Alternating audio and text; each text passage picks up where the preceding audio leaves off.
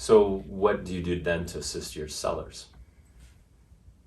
Besides grabbing some paint and going and painting Yeah, I know. Sometimes I do that. You wouldn't believe. I show them, I give them the tools on what needs to be done.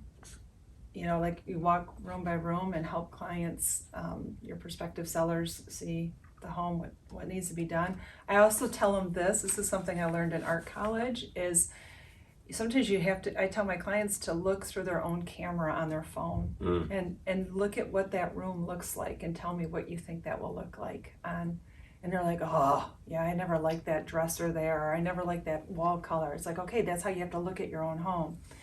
And you have to remind your sellers that their first showing is online. But I also provide all the vendors that can help them. I think that's really important because a lot of times it can be a really overwhelming for a seller if they are like, I don't even know who to call to pick this up or donate this.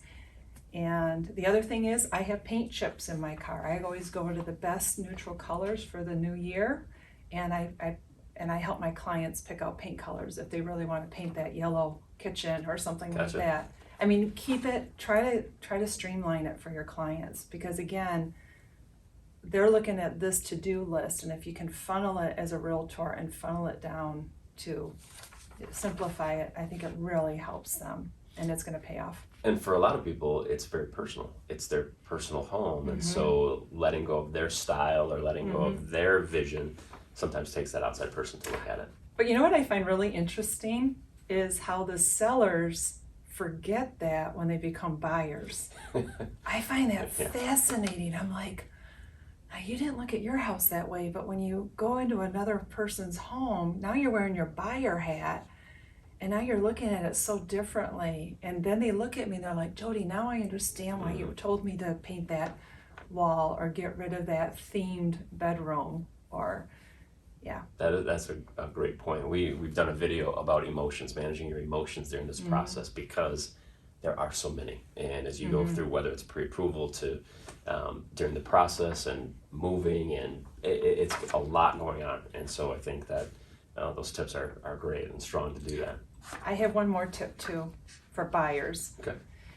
And that is, this is a really common mistake I think buyers make, is they don't find what they want in their neighborhood. They don't find this. So all of a sudden they start showing me a link to a home in Big Rapids. And I'm like, wait a minute, you work out by the airport. Yeah, but Jodi, this is the perfect house. And I'm like, listen, I can find you the perfect man, but if he's in Alaska, it's not gonna do you any good, right?